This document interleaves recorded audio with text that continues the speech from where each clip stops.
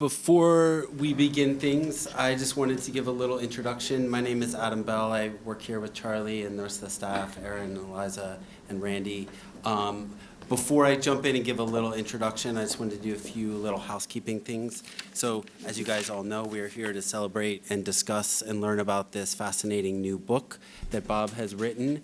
If you are interested in purchasing copies, on the mezzanine and by the front entrance around by the restrooms, there is a poster with a QR code, which will take you to Intellect's website so you can order yourself a copy to read this great book, which I encourage you to do.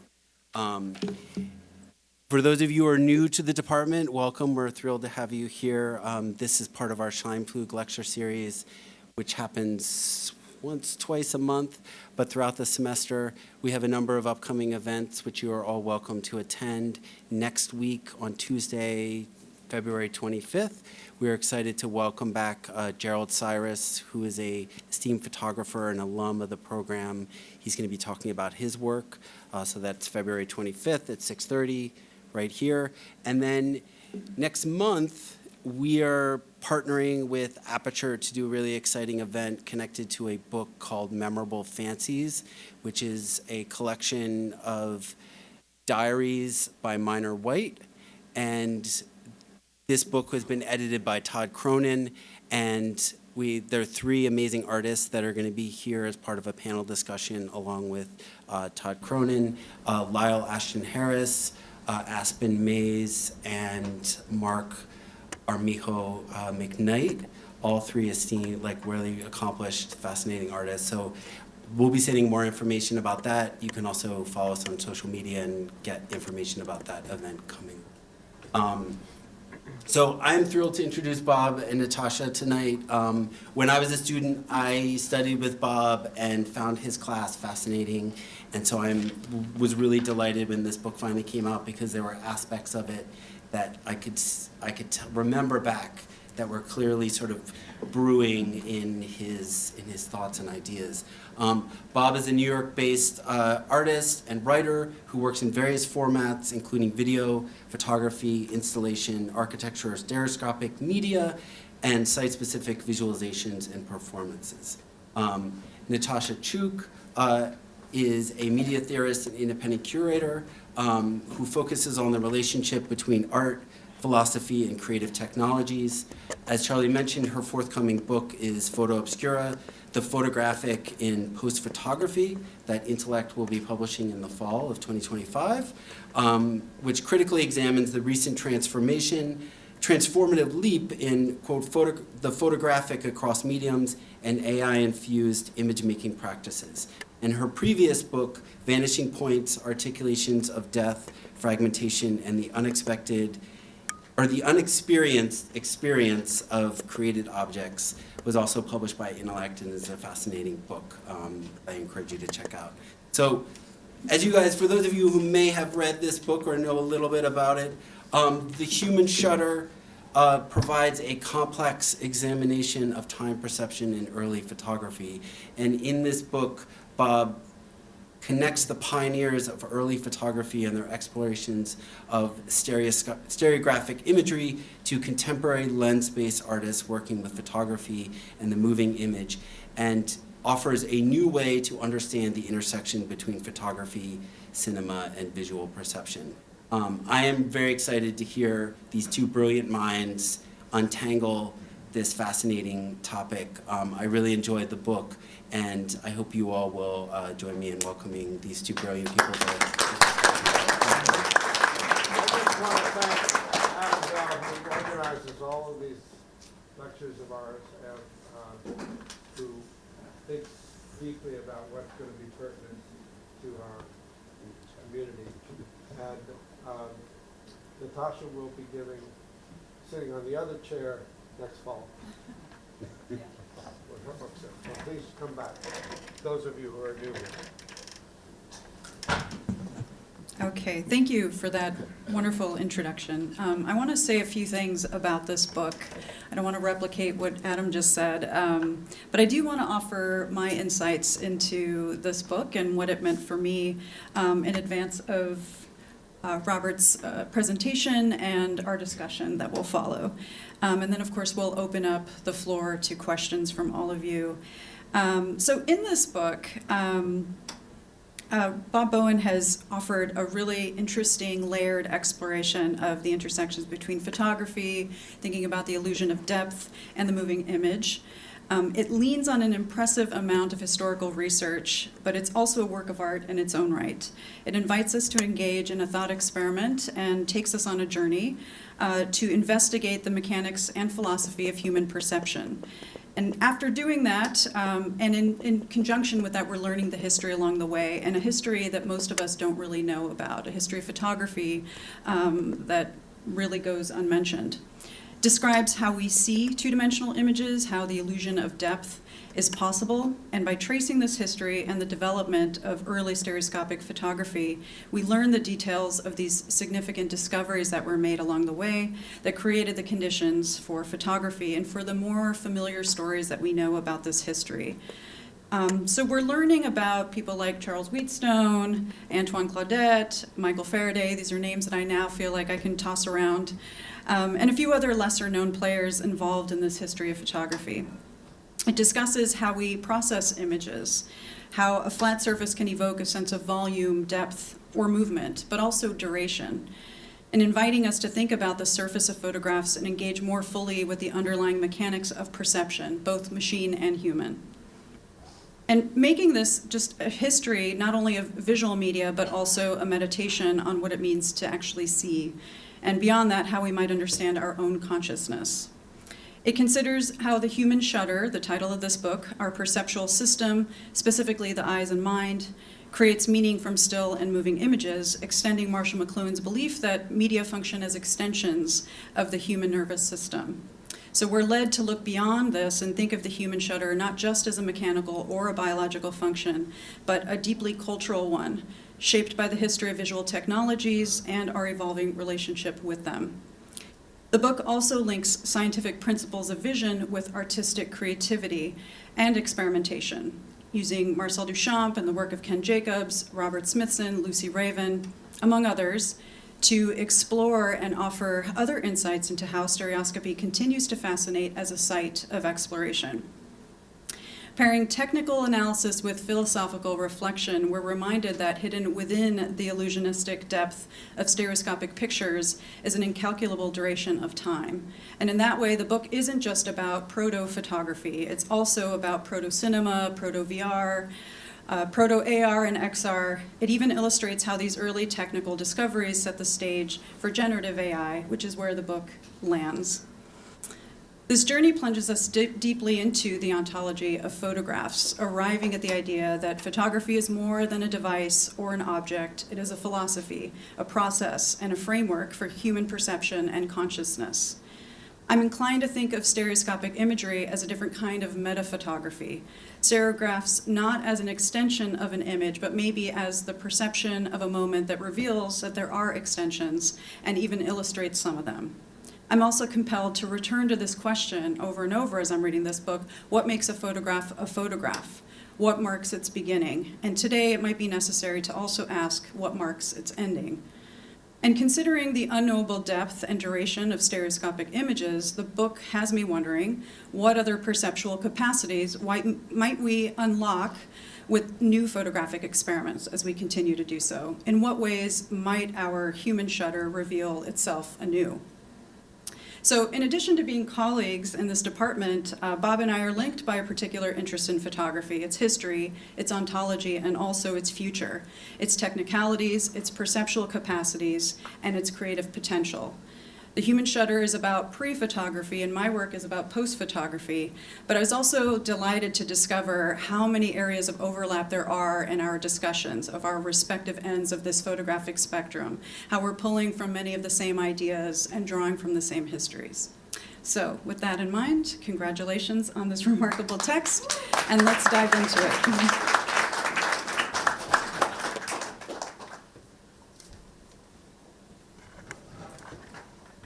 Okay. That was great, Natasha. Thank you. You know, the book just came out, so hardly anyone has read it. great to hear a response.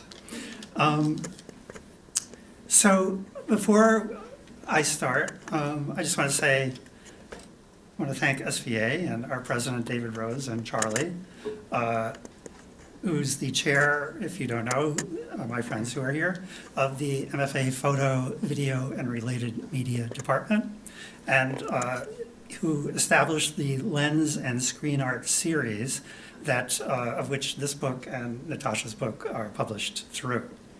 I should also thank Jennifer Hall, for all kinds of things, and for my friends who have tolerated listening to me for the last 4 years, going on and on endlessly about all the things I've been discovering. Especially, yes, to them. So what this book is, I have to focus in on it. It's a kind of a re-examination of photo history as an interplay of stillness, depth, and motion. As you'll see, I really focus in on 19th century stereographs, and in particular, those stereographs where they experimented with proto-cinema. So it's a very unique, like if you go to a flea market and you start looking at stereos, you're not going to find these, right? They're not going to be there. But online, you know, the digital technology that we have allows us to view these earlier technologies in a different way, and to search for them and find sort of amazing things. I will show you some tonight. The discussion then sort of starts to intersect with art, philosophy, and especially the science of perception. Yes, okay. So for me, it all started with this picture. When I was an undergrad in the 70s, mid-70s, I took a introduction to modern art class. And at the end of the semester, the professor teaching this class finally arrived at Marcel Duchamp and showed us several Duchampian images, and this one. And I remember when he got to this one, he said, well, he has no idea what it is, but he thinks, he knows it's interesting. And so I kind of decided as a young person that, you know, it would be interesting to think about this picture over time and see what I could come up with. And I'm not going to tell you those things right now, but later in this presentation, I'll tell you some of them. Yeah, okay. So the ideas in this book come from looking at a lot of pictures. Like, it was like really exciting for me to, when the internet came along, because suddenly you had access to things that you never had access to. And if your subject is stereographs, suddenly, you could see actually physical ones, but you could see just, an unlimited number in museum collections and personal collections everywhere. And so I was able to, simultaneously look at primary literary sources from the history of photography without having to go to Edinburgh or Paris. I could simply find them online and order them through our great resource here at the School of Visual Arts Library. And so I found myself reading a great deal in the early history. So what I discovered was that a couple of decades before Edward Muybridge's famous photographs of the horse in motion and Etienne Jules Maret's work on animal locomotion, there were people Antoine Claudet, a very early photographer, to name one, who were experimenting with and theorizing about motion, like very, very early in photography history. Okay. From our perspective, 2025, stereographs are an obsolete, difficult to see, abject medium. Especially, we have VR, we have other things that are not so difficult to see. But these 19th century stereographs, are extremely difficult, and especially the ones that I'm talking about. And you'll see I've made some animations to try to make it much clearer that you'll see soon. But in this history, places like, the Metropolitan, the Met, they actively collect and preserve 19th century photographs. And, for instance, they have a great collection of Carlton Watkins mammoth plates. They're beautiful, and they're worth a lot of money. But Watkins also made stereographs, lots of them, and no one really cares about them. Because there were so many of them made that they're not collectible, and so they're not valuable, is actually what I'm saying. Now they're probably, I don't know, they probably got up to $100. When I started looking, they were $10. But they're just as interesting as the mammoth plate views. And you can read about that more in the book.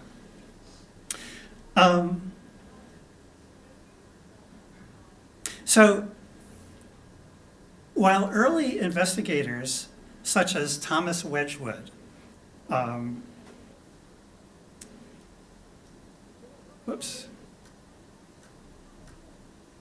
this guy, I sort of take him kind of arbitrarily as the beginning of the history of photography. He created, in conjunction with Humphrey Davy, these things called night albums. And all they were paper with silver salts, and they could put objects on top of them and make silhouettes. Now, the problem is these could not be fixed, and so they disappeared within a very short time. But then they would put these things into basically closed books and then pull them out in candlelight, and that way you could sort of have some duration to your images prior to the ability to fix the photographic image. Okay, so these are stereoscopes for those of you who don't know. That's the first one, Charles Wheatstone on the far left. The one in the middle is sort of a common model from the 1860s, and then you'll recognize the VR headset. And this is a stereograph for those who don't know. This is a daguerreotype, and this is like a really interesting one because this family that you see is the family of Charles Wheatstone, who is the person who came up with the theory of stereoscopic vision. And he's operating an apparatus right there that you can see. And what that is an apparatus that he himself designed, and it's a wave machine. And it's a wave machine that sort of reproduces qualities similar to the wave theory of light and sound waves. He also invented the telegraph and the concertina, if you know what that is. Concertina is like a small accordion, and it's still very popular in Celtic music. And Samuel F.B. Morse also invented the telegraph, and so these two competed for a long time.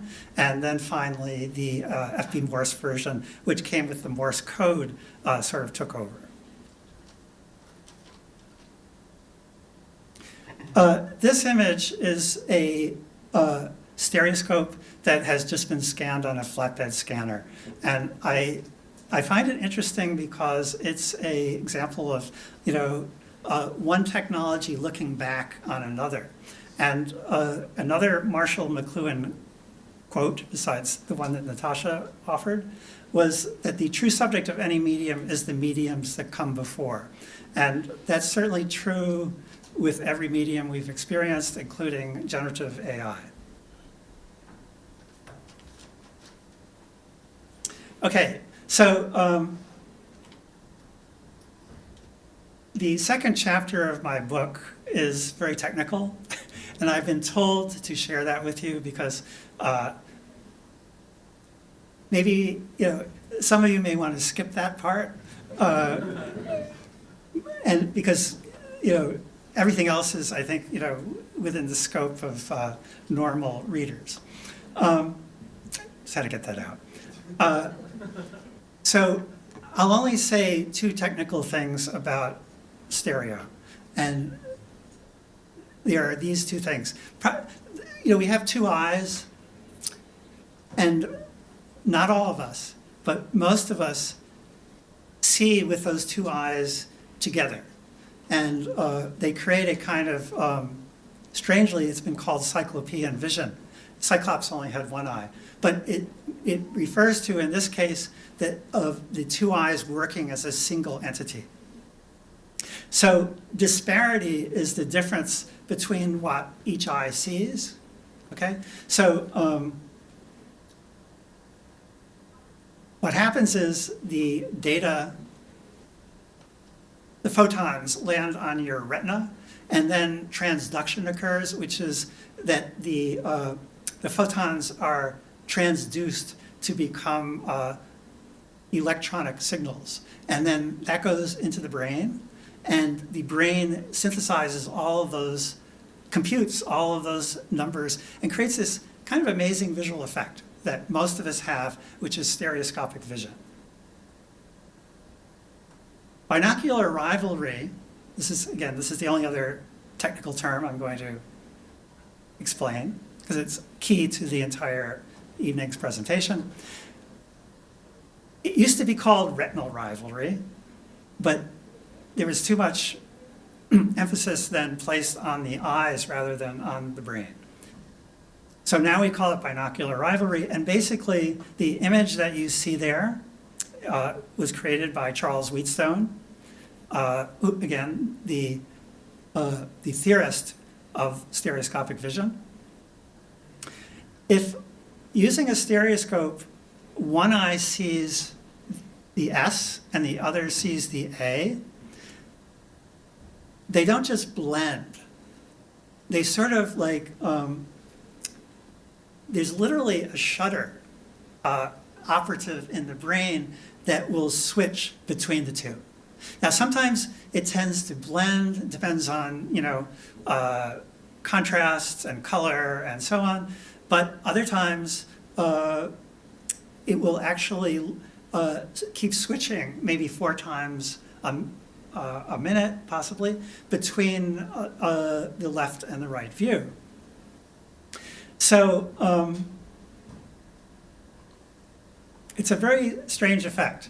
And to give another example, if you, the early stereoscopists, they would take a photograph and then they would move their apparatus and take a second photograph. And during that time, which could be quite a while, I guess, boats can move, people can move, horses and carriages can move. And when that happens, there's sort of like a hole in your perception. And because, the horse and carriage appearing in one location for one eye is in a different location for the other eye. And so that way the brain has to sort of switch back and forth. Now, some of these early stereoscopists, like Antoine Claudet, they did experiment building shutter systems built into stereoscopes. So you would see one image and then the other, but those things never took off. And so most people just viewed these just normally through the stereoscope, and then the brain made these transformations. Okay, so this guy, John Herschel, is very interesting. He was an astronomer, and his father was an astronomer. But he was an expert in nomenclature, and he was privy to scientific experiments all throughout Europe, England, France, and Germany. And so he named a lot of things. He named photography, for instance.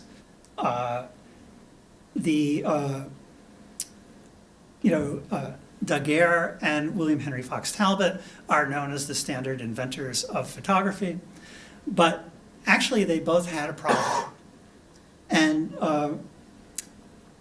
Talbot had terrible problem trying to fix his photographs so that they didn't disappear like Wedgwood's did. And Daguerre had the same problem. And this guy, John Herschel, who is not credited as an inventor, well, he invented cyanotypes, so we do credit him with that. But it's only after he visited them that they were able to fix their images. And the proof is that Herschel appears in Daguerre's patent. So there's a real question about who invented photography here, because like, what did Daguerre and Talbot do that was so different from what Wedgwood did if they couldn't fix the image? So anyway, that's a good question to ask. And he's also a visionary. And so if you read the quote, I won't read it to you. By the way, that photo is taken by Julia Margaret Cameron, who was sort of one of his, he was her mentor. He's proposing motion, right, as you can see. All right, so here on the left, playing chess is William Henry Fox Talbot, and on the right is this guy I've been talking about that no one knows anything about, Antoine Claudet. Now, Claudet he's in the history books, mostly for his chemical engineering. But he is interesting for other reasons. And I see this image as not just two guys playing chess, but as, basically an analogy to two guys inventing photography. By the way, Talbot, there's the famous story of Talbot, and he gets married and he goes to Lake Como and he's with his wife and maybe his wife's cousin, and they're happily making drawings using camera lucidus. He tries, he can't, he decides to invent photography. I don't know if that's true, maybe totally apocryphal, but before he invented photography, he did experiments in motion. And there were motion devices like the phenakistoscope and the zoetrope that animated drawings. But Talbot worked on flickering light, and so Talbot's law has to do, it's a foundation of cinema, has to do with the speed of the flicker where we perceive it as no longer flickering. And he also studies deep time. And they're both members of the British Royal Society.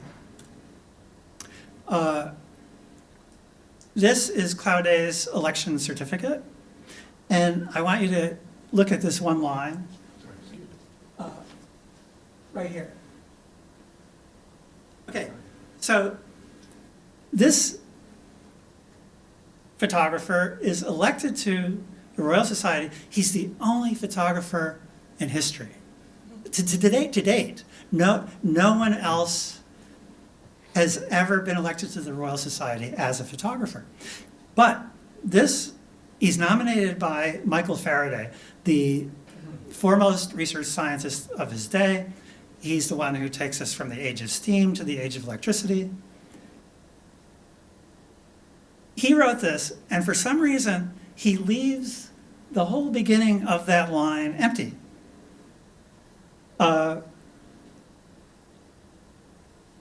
I don't know why, but I like the enigma of it.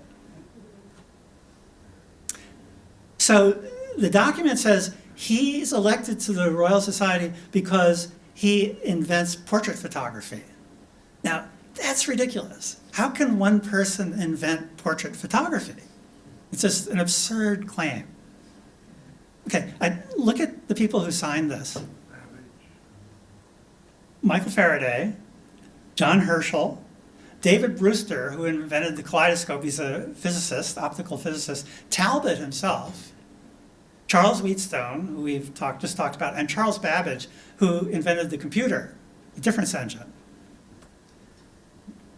These guys elected him to be, on the basis of inventing portrait photography, because he speeded up the chemical process fast enough to capture a portrait. And he actually did it for daguerreotypes, and he also did it for Talbot's calotype process. This same guy. He's the first professional photographer working in England. He's French, comes to England. There is another guy, James Beard, who ends up sort of competing with him. It's a long story, I'm not going to tell it. And then you can see right here, if I'm not standing in front of it, that if you search today, you'll see that a lot of scientists signed a document to eject Elon Musk from the Royal Society because of his conspiracy theories, and that might happen. And he was, yes, I applaud that. And he was elected for contributions to the electric car and space travel, and he should be stripped from his position. Just a bit more on Claude. So, as you'll see, he creates the first moving photograph. And I'm going to show it to you. It may not be the first one, but it's the only one that I can find. Maybe there's some others out there by Claude. I know from reading primary sources that he made many different ones. So I don't know what was in fact the first one that he made. He made like people boxing, all kinds of things. But this is the only one that I've seen, I could find. Some of the British photo history community are very close-lipped when it comes to this stuff.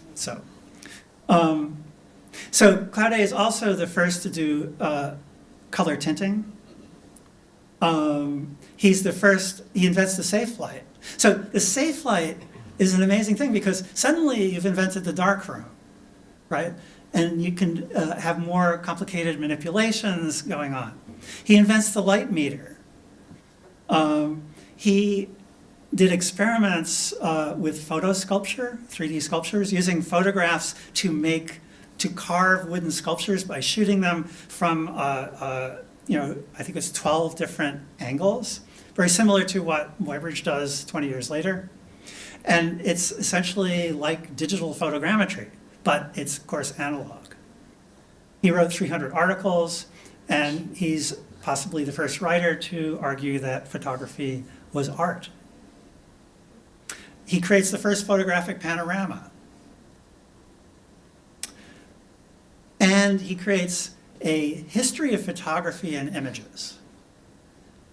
Tragically, 6 months after he dies, kind of unexpectedly dies, his studio catches fire, and he loses 20,000 photographs. We lose 20,000 photographs from the beginning of the medium. It's like the burning of the Library of Alexandria. This is Cloud A, and he is smoking a cigarette or something like that. And so here's maybe the first movie. 1852. This is decades before Muybridge and Marais. Okay, so here is a 1-minute film, Time Perception, The Origin of Cinema.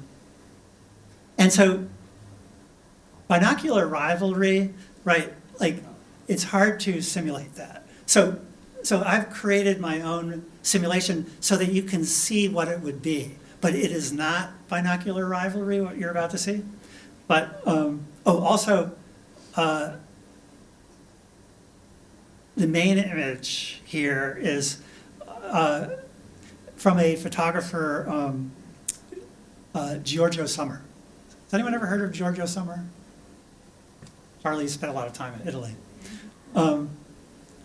Well, Sommer is kind of parallel in a lot of ways to Carlton Watkins because he's making mammoth plates and he's also doing stereographs. And he's also like using this sort of modernist compositional approach to a lot of his images.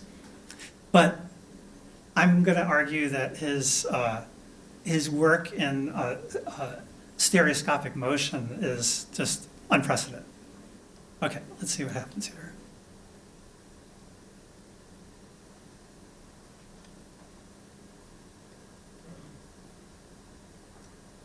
Normal stereograph with rivalry in it. So you see the horse and carriage has moved, horse and cart.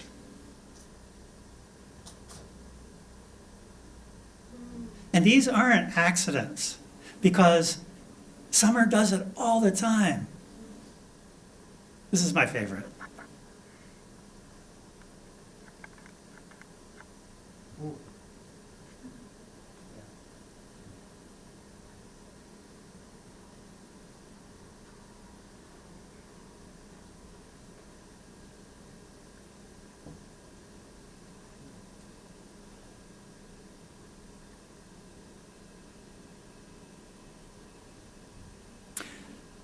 This is a Joseph Spithover photograph. It's like sort of a bizarre idea. I'm going to show you why. Okay, so there's a left and a right side. So if you notice in the lower left, there are no trees, or the trees are small. But then here, the trees are big, right?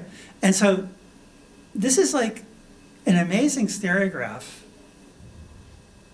because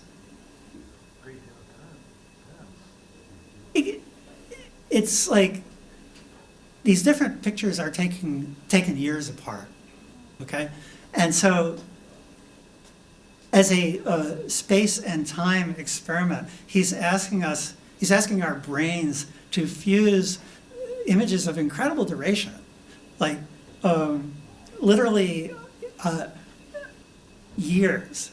So I guess I learned more from this stereograph than maybe any of the others. Another example. This is sometimes called bicolored or color rivalry or luster. And so if you look at the James Elliott photo stereo, you'll see that the shells are colored differently. So I see one shell, it's red on this side and blue on the other, and the reverse is also the case. And so these are meant for your brain to experience as sort of like an an experience of luster. And it looks like that. Oops. Do it again. So you can see the color change. Yeah. It creates this time illusion in the dimensional stereograph form. Here's another one. This guy, A.B. Carrington, was a stage magician. And so he calls this image Pharaoh's Daughter. I'm sure he actually performed this on stage. And it's really the Pygmalion story of the statue. He falls in love with the statue and it turns into a real woman. So that looks like this. Oops.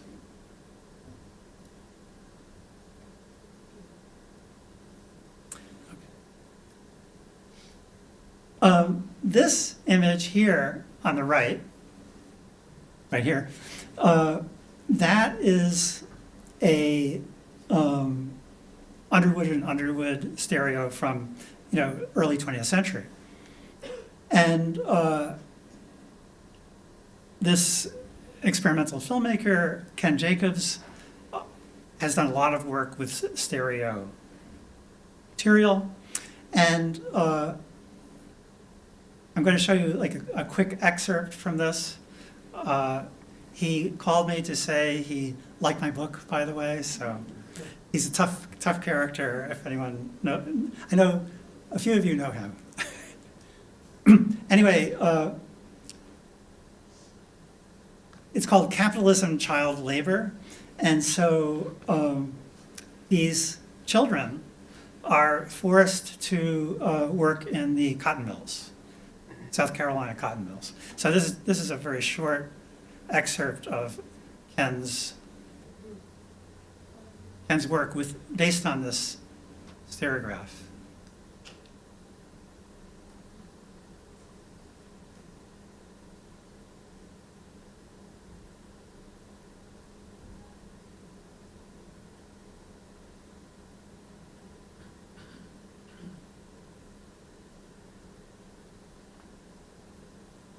Yeah, the kids aren't wearing shoes.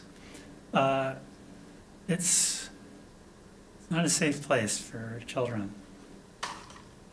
A 1902 cotton mill.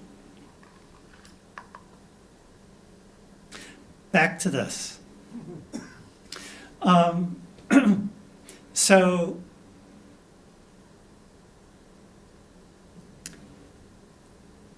this is a duck rabbit. What's interesting about it is that you can't see the duck and the rabbit at the same time. You can only see one or the other. Wittgenstein used a figure that he drew himself, a duck rabbit, in philosophical investigations. But that's a key to what is going on here. So in brief, no, let me just see what the next slide, since you know what it looks like, maybe I'll look at this slide instead. So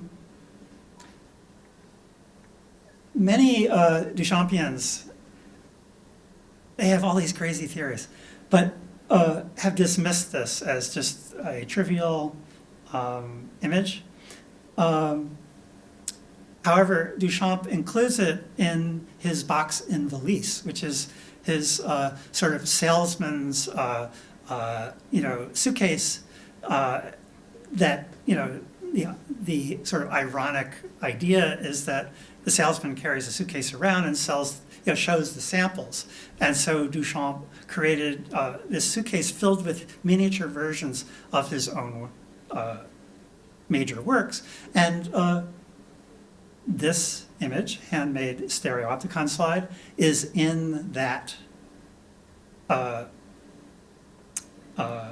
artwork. Sugimoto, you may recognize from here. Sugimoto is a self-admitted Duchampian. There does seem to be some relationship, and I think he would agree, between the Heme stereopticon slide and this image from his famous series. And also, Duchamp has said that the stereograph is a prototype for the large glass, where, supposedly the lower section is maybe the third dimension of perspective, and the top is some visualization of the fourth dimension. Okay, let's go back to this. So, essentially,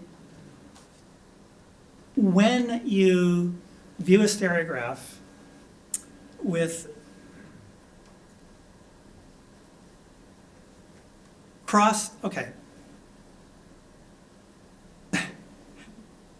space gets turned to some extent inside out when you move the left image into the position of the right and the right image into the position of the left, okay? And so those of us who can free view stereo images, we can either cross our eyes or sort of look straight. And the space will kind of go inside out when it's viewed in the way that's not ordinary. Okay, so in terms of 2D, like a like a standard illusion, like I guess I'm suggesting the duck rabbit, but think of the Necker cube, that's probably closer. You can see the Necker cube in two different ways, right? Everybody knows what the Necker cube is. I should be showing it to you right now, I'm not. But this geometric figure can be seen just two-dimensionally, not three-dimensionally. Either sort of leaning out at us from the top or leaning out at us from the bottom. Just by seeing it two-dimensionally in different ways. Can anyone do that? Yeah, good, okay. So if you flip it stereoscopically, so that was 2D, now imagine you're doing it in 3D, where the image on the left is in the position of the right, the image on the right is in the position of the left. Then it does it three-dimensionally, right? And so, Duchamp is always talking about hinges. Like somehow the hinge is this way to approach time and space of other dimensions. And so this is like a little machine that flips spatially in 2D and in 3D. And that's my proposal. But also, there's a lot of verbal tricks going on. First of all, a stereopticon is not a stereoscope. A stereopticon is a slide projector, used to call magic lantern projector, that has two parts, so you can dissolve from one slide to the other. That's what a stereopticon is, which leads me to believe, and I've kind of looked very closely at this, at the original, that the background of there's a guy in a boat on the ocean, is the same in both the left and the right view. It's not an appropriated stereograph, it's an appropriated magic lantern slide. So it's just one, it's the same picture, but he's photographed it twice. So with slightly different lighting. So it's not a stereopticon, but he calls it that. And then he says, I don't speak French, but do you speak French? I understand a little bit. Anyway, the other one, stereoscopy à la main, okay? So, main means handmade, right? But it also, like the Spanish main, it's also the sea. So he's playing with this idea, this double again. So everything, these doubles start reproducing. This is another example. So this is Rose C'est la Vie, but it's really Duchamp, right? Dressed up like a woman. And so it's just, again, it's Duchamp, working with this idea of the hinge. Duchamp, he starts off as sort of a cubist painter, and then realizes, he's not interested in competing with Picasso. Picasso's older than he is. He's got to figure something else out. And so he explores like everything else besides painting and sculpture. Conceptual art. So much of the art of today is sort of born out of the mind of Duchamp. This is an odd segue.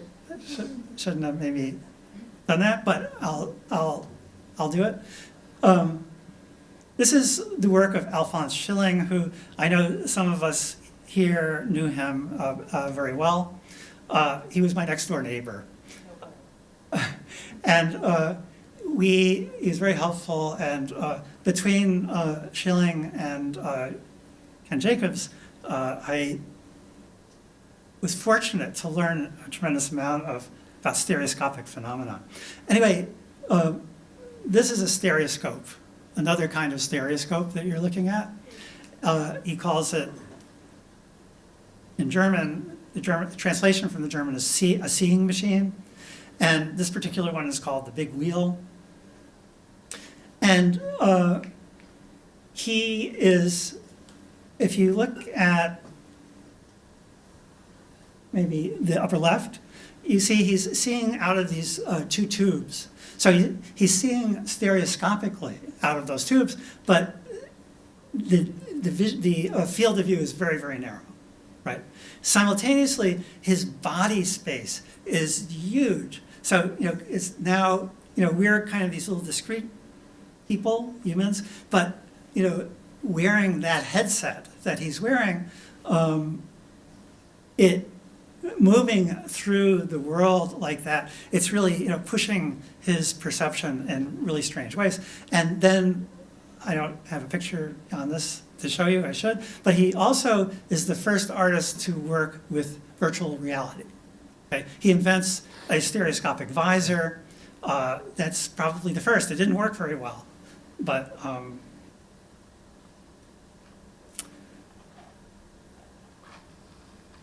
Robert Smithson is also obsessed with stereoscopic vision. And so enantiomorphic chambers, 1965, represent a break between, he's sort of like an expressionist painter with Christian themes. And then he makes this, which is based on Wheatstone's original stereoscopic viewer, except that mirrors are placed in the position where images would have been placed. And this sort of, if you saw one of these in an exhibition, it sort of you look into it, it fragments space. It's mirrors reflecting each other, and space turns into this sort of crystallized structure. And so after he makes this, then he starts doing earthworks, and ending with Spiral Jetty, his famous, most famous work, which are works that explore time on the deepest level, geological time. Okay, I think I'm ending here, and then we're going to discuss. So here is a continuum of time and space perception in photographic technologies. So what I'm doing is putting Wedgwood and Davy sort of arbitrarily, because, going back to the early history of photography, which is a really good thing to do, by the way, for artists, to try to figure out what the heck this medium is, where it comes from. So I'm starting arbitrarily there with Wedgwood and Davy, and then in the middle we have our Royal Society members, including Claudet. And then we move into modernity and the digital time, and then I have this big red line, and I have Gen AI there. And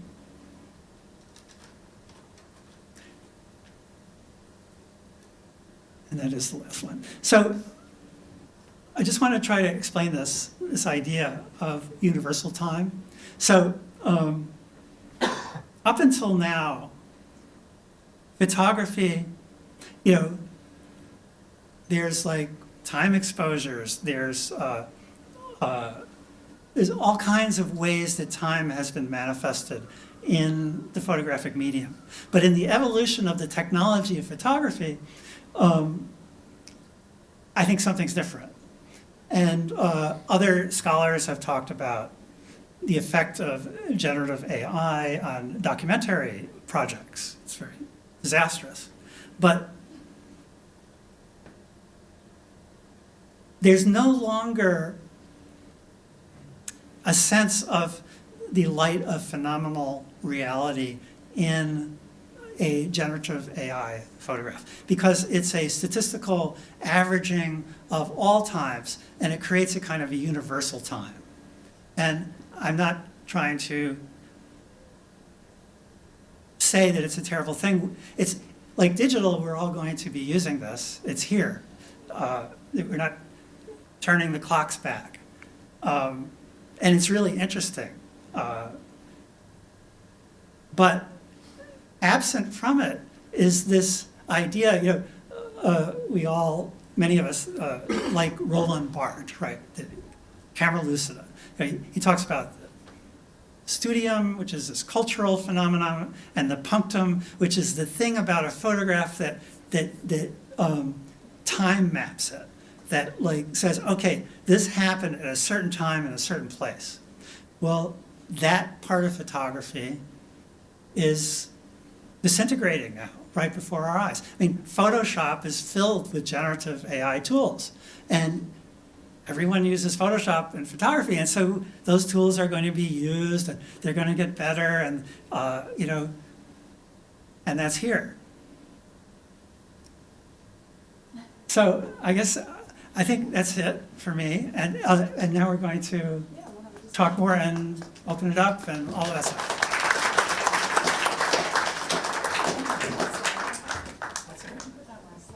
Sure.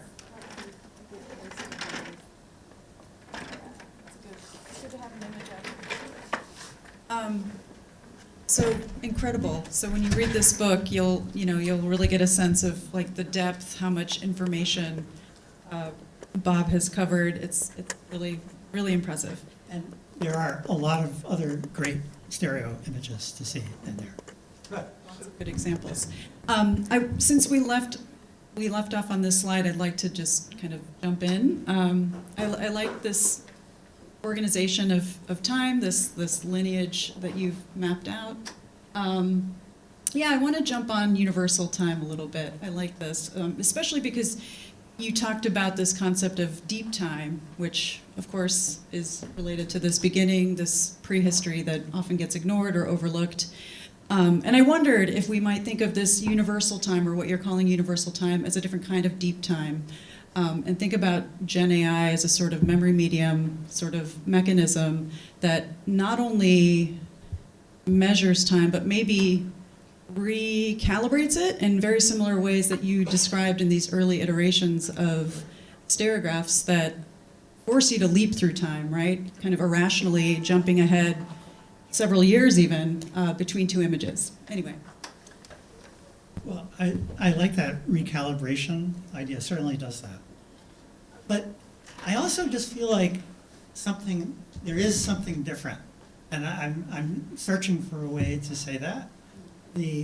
Something about the history, the technological evolution of the medium that didn't so much change as much when we went digital, but that is changing in a more extreme way now.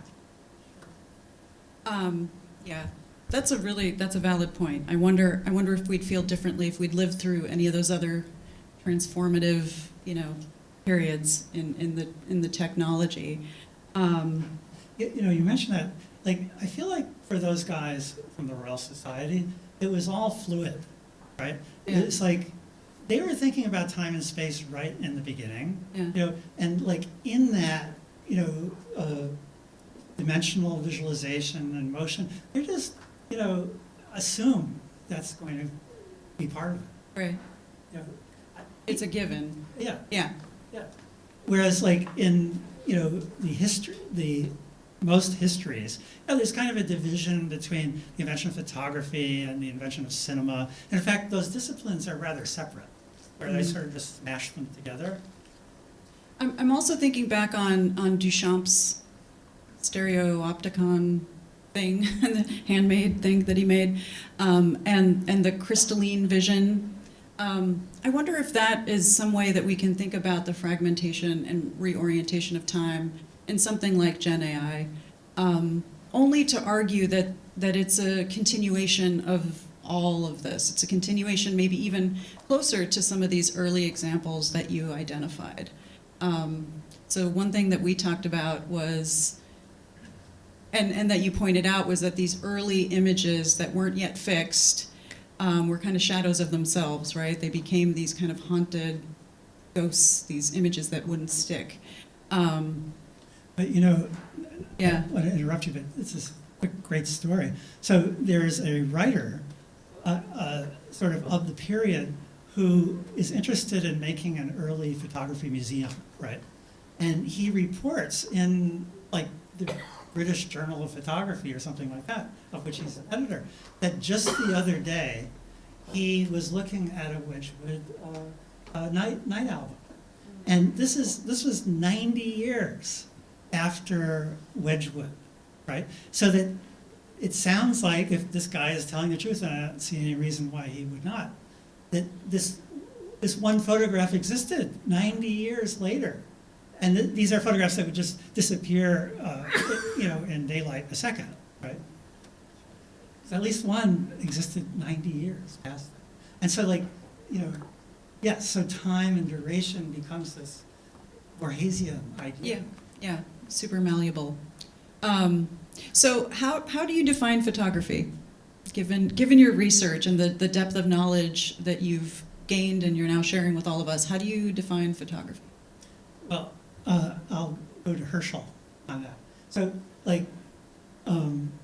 Talbot was calling photography the pencil of nature. It's one of the things, which is kind of a nice poetic term. But Herschel argued to use photography because linguistically it had so many possibilities. Because you could take a photograph, or you could be a photographer, or you could you could bend the word to many different possibilities. For me, it has to do with light and time, which is why that light of time is what sort of gets diffused as soon as you go to a sort of a massive averaged set of information.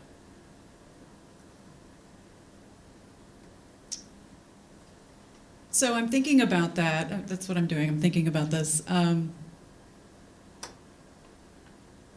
I think about this average even with digital photography. I think that's where it breaks down for me. We might even move, according to this logic, this line a little bit farther over. But I don't want to pour on this too much. I want to focus on some other things that you pointed out that I think are really interesting. Let's go back to Marcel Duchamp for a minute here and think about this idea of the double. In his puns and his wordplay, we could recognize, as you pointed out, just in the language that he uses, and even c'est la vie, right? Like thinking about the French language inherent in that pronunciation. But I wonder if we could think about photography as a double in that way, and even extend it all throughout this timeline, and how that might help make sense of the malleability, both of time and light, and how we achieve it, whether or not either is fixed or looped or somehow internalized within the image. Well, I think you said it. Yeah, was there a question in that? I guess I'm curious if that's an appropriate way of framing it for you. I think I'm good with that. The double, the Yeah. double. Okay, so can we apply the double all across this timeline? Like, where does that break down? Hmm.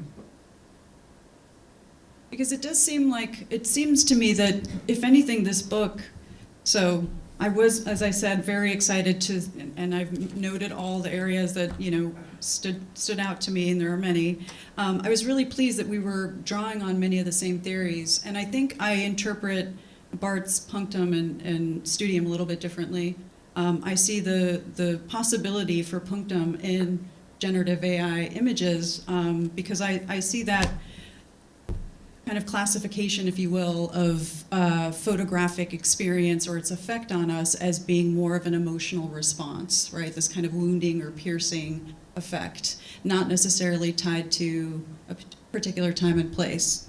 Having said that, I also would argue that even generated images in their own way connect to a particular time and place and reflect on, through the gaps that you illustrated, maybe more of them, or we're filling them in. So this goes back to this idea of, like, photography has always been philosophy. It's always been a concept, really. Yeah, I mean, I agree with that. Yeah. And I guess I was sort of, just synthesizing this idea of universal time Yeah. to encompass that idea. But time nonetheless, right? Yeah. So you end the book talking about AI and maybe even other experiments, and some of those you allude to with the artworks that you focus on. One of my questions is, because you're interested in perception and you did a lot of research on what that means, human perception, what's next? Like, is there a possibility for us to experience something we haven't yet if we continue with new ways of computing, using new tools, new processes even, to produce different effects? Yeah, well, many of us here had the experience during COVID of suddenly having to teach our classes over Zoom. And it was a new technology for me.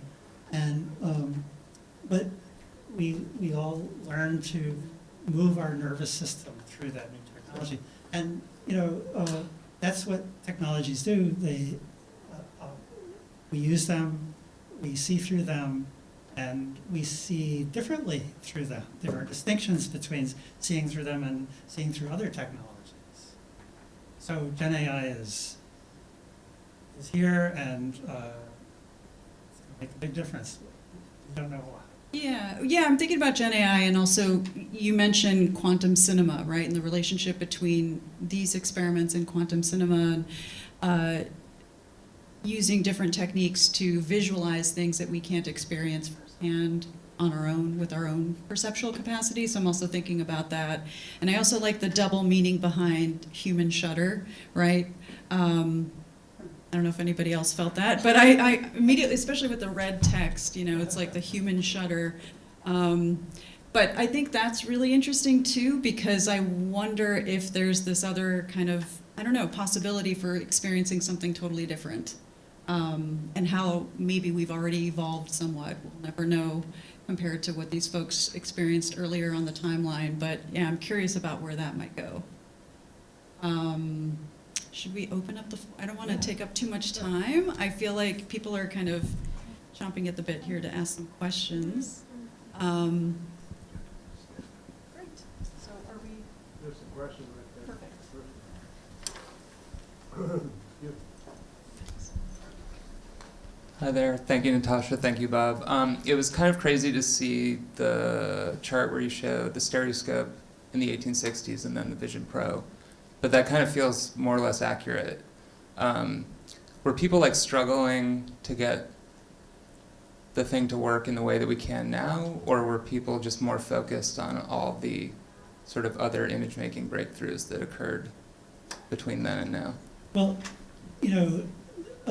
stereographs were a mass medium, and it was the way that, events.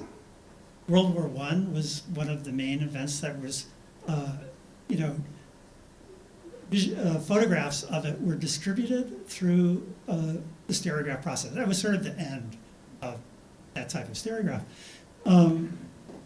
So I think people were willing to cope with more in order to get the information that they really wanted to get.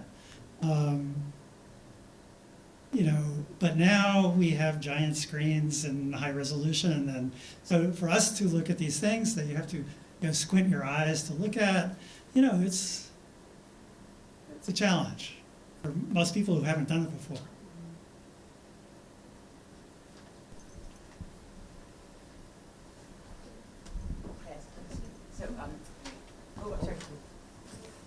You mentioned the lantern and the stereopticon, and so from what I know about it is that the stereopticon was really used as a dissolving from between one frame and another, and would be more akin to animation or just like moving from an image to another. There really aren't many examples at all that a stereopticon is used in a way that stereoscopic would be used.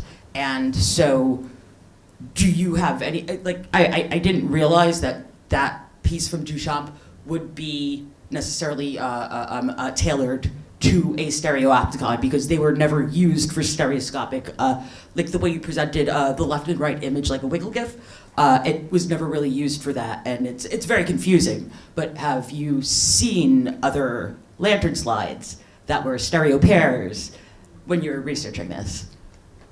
Oh, magic lantern stereographs? Magic lantern stereo pairs specifically. Yeah, well, they did make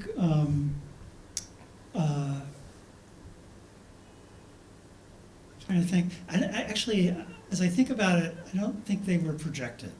So, in order to project it, they would have had to use, obviously they didn't have polarized filters back then, and Swan crystal. They had like anaglyphs. Correct. In the early 20th century, but they used I guess they used to be called biennial lanterns. The two on top of each other, dissolving in between. That was used a lot in the Phantasmagoria displays way back. Right. I mean, he's approaching it from a modern time also, so he could use it any way he wants in that sense. And that's what I'm saying. I've never seen. I've seen very few, I want to say, stereo pairs of lantern slides that were specifically used for that reason. Stereo projection probably begins with anaglyphic. It does. Movies. It begins with anaglyphic lantern slides. Yeah. And but that's what I'm saying. There's very few pairs, and I didn't realize that Duchamp might have used that as a tool. An older, using an old tool in a new way. I found one in a flea market. Oh, no, that's what I'm saying. In just knowing from lantern slides and knowing from stereo, I've never seen that. So that was a good, that's a good find. That's really interesting. Thank you. Yeah. Hi, Bob. Hey. I just had a quick question. I wanted to know if photographic memories ever came up in your research, just having like the human shutter, and if that played into even like maybe the discovery of photography or the need for it. Well, isn't that what the medium is about? Pretty much, memory. Right. But now maybe it's a different, brings us back to our discussion about Gen AI. So there are other kinds of memories. You'll remember the conditions and people you knew, the places you were when you made some Gen AI image, perhaps. And that's all, that's another kind of time. I guess I'm calling it universal time. And it's very involved with memory also. But so is drawing by hand. But yeah, I'm glad you brought that up. I think it's, Kodak always used to advertise that, make memories, take pictures, was Kodak moments.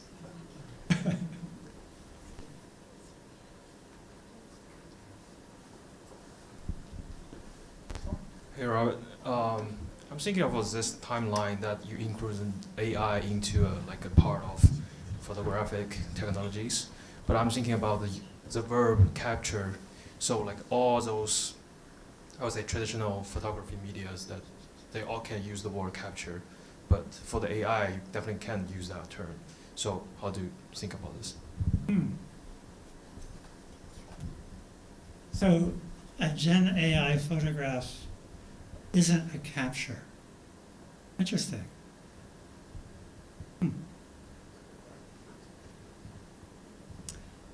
I don't know. I have to think about that. That's yeah. When you take a photograph, you take, you shoot, you capture. They're all bad. We need something else, and maybe Gen AI is something else. Do you have something about that? Well, I was thinking about how photographers often refer to it as making a picture, right? That's how I apply it to Gen AI, and that's how I apply it to the conscious choices you make when you're You found a way. photographing. I don't know. I think I've collected it from other sources, maybe. Or maybe you can find a picture. Well, I wonder if capturing has something to do with all the shooting mechanisms that were used, right? Like appropriated for the apparatus to work. Yeah. Maybe even the Brownie camera. It's a source. Source. Yeah. They're all colonialist terms. They really are. Yeah.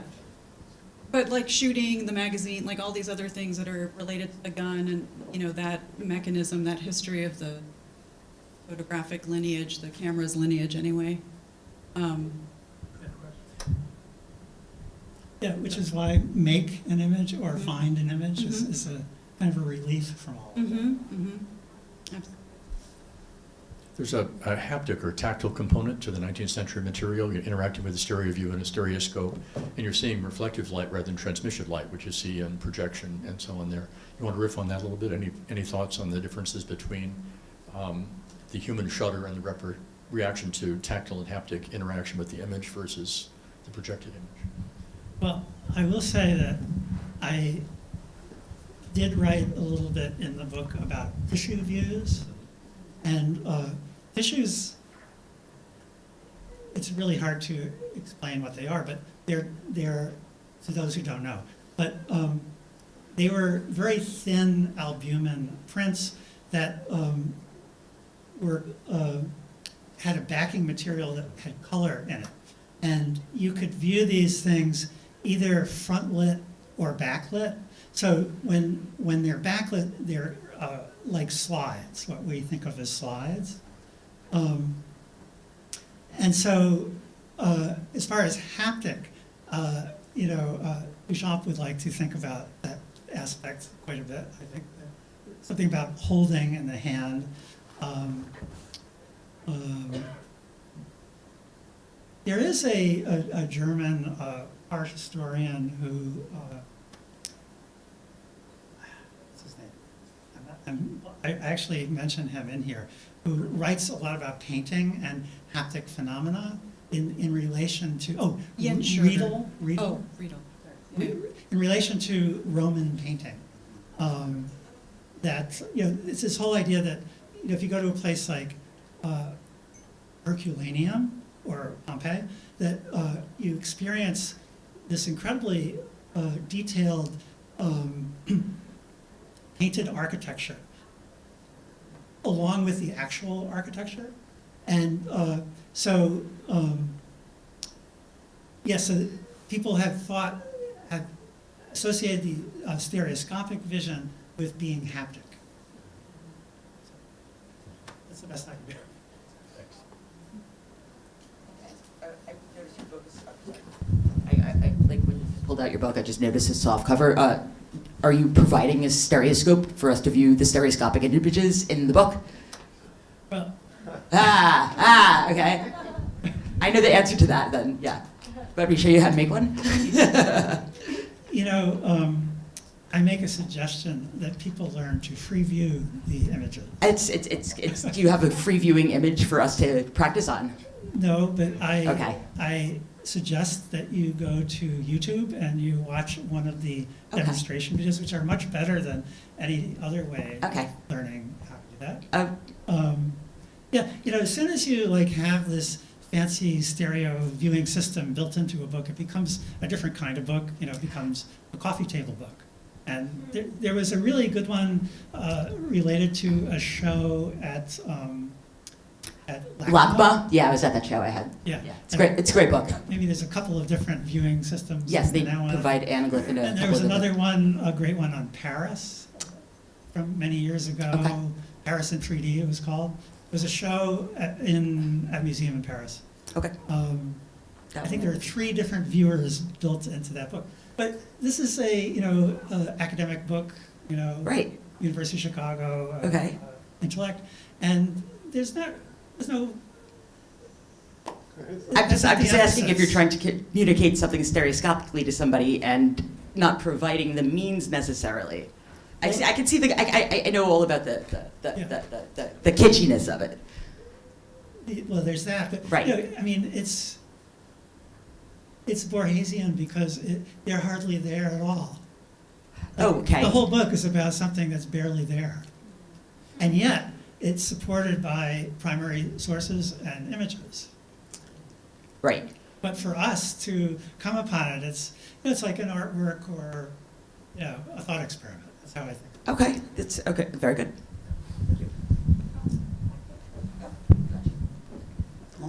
I have 2 thoughts. First, your universal time versus the light of phenomenal reality makes me think of just a recently encountered description of reality that does not involve time whatsoever, since all time is relative to each other.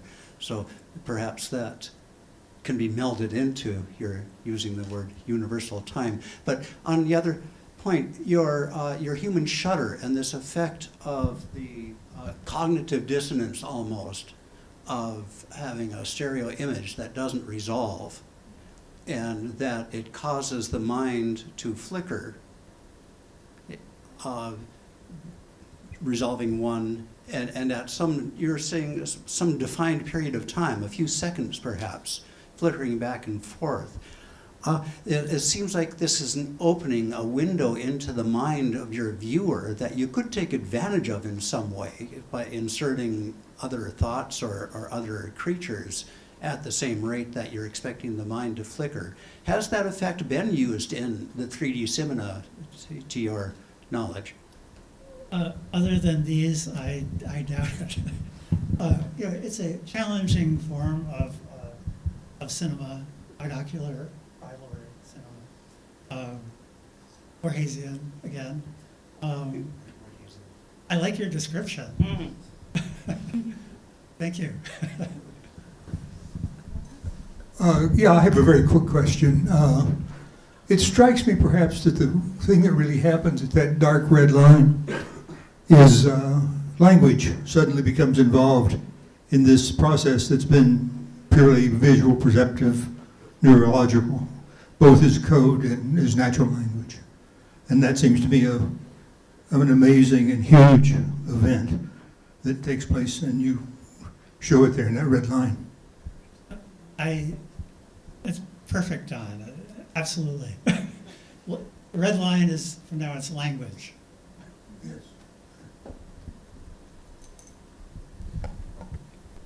You had put up a quote about, I can't remember the exact wording, the history of a medium is all that came before it, basically. Fluent. Yeah. So we've started with stereoscopes and we end with, 3D goggles. Did you ever talk about the failed technologies like the Virtual Boy, the Magic Lantern, or the Magic Eye posters, the like Captain IO at Epcot? I know about all of those. I didn't write about them. I wrote about art instead of like popular culture, with some exceptions. I was just thinking about the technology behind it, because there's been so many attempts to represent a 3D space with 2D medium, and those just failed spectacularly. Well, yeah, I mean, it's like the stereo medium has always gone up and down, right? I mean, always. If you look at 19th century stereographs, there are decades where it's very popular, other decades that it wasn't, and it sort of comes in and out. And it can, to this day, just a decade ago, they started distributing digital movie projectors in all of the theaters. And like the selling point to get the theater owners to do that was 3D films, right? And they didn't have enough. And so then I talk about this really fascinating work by this artist Lucy Raven, where she examines, in the global South, people who, got jobs doing a conversion of regular films into 3D films, right? There was a lot of work. And now there's none. Nobody's making, as far as I know, maybe there are some animated films still in 3D. Do you guys know? I don't even know. But at the moment, it's on the downswing. But it'll come back, They kept thinking that, virtual reality was going to, even, Meta, right? They changed the name of their company to the Metaverse. But, Apple can't sell its visor. But it'll come back in some other form. I just want to tell some of the young students who are here at the local thrift store around the corner. There's a very nice collection of European and Far Eastern stereo images for very little money and very interesting, well done pictures. If you haven't seen one or you don't have one, it might be something to pick up for a couple dollars. Yeah, thanks, Charlie. You should. The thrift store on 3rd Avenue between 22nd and 23rd, right? Or between 22nd and 23rd, just around the corner. They have a whole collection of very nice ones, actually. I mean, we're used to photographs that are on a flat surface, and compositionally, it's a whole different way of thinking to compose an image in stereo from, composing an image. It's monographic. Yeah, you have to have the experience. I might also mention one other thing that a lot of the students, so some of probably haven't seen, and some others as well, is Wim Wenders' film about Pina Bausch, which changed my whole perception of dance and performance. It's 3D and I think it puts the viewer on the stage with everybody. And it's quite remarkable, and it doesn't work unless it's in 3D. Well, it works but as a document, but in 3D it's quite remarkable. And I don't know if you can see it anywhere where it's being shown in 3D. It's 10 years old, I guess, right? Well, he made another film. Yeah. Wim Wenders made a film on Anselm Kiefer a year ago. And so maybe that one's easier to see. Although I was busy when it was going around and I missed it, and now I wish I had seen it. But my point is that seeing that film actually changes your position as a viewer of dance and performance, where they're on the stage and you're out here, but you're in it, and it's quite remarkable as an experience. Thank you. Yeah, wonderful film. I don't know where you're going to see it. Oh, we'll find it.